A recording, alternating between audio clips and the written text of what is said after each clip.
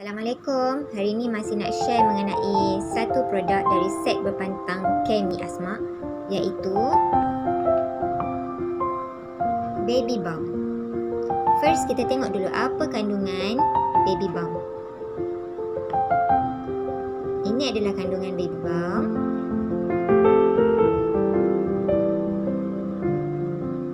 Okey. Dan ini pula isi kandungan Baby Balm. Boleh nampak tak? Bau dia wangi, bau dia bau lemon.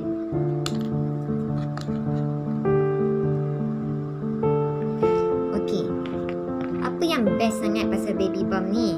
Baby Balm ni antara kelebihan dia ialah mengurangkan masalah batuk, selesema dan memberikan ketenangan pada bayi.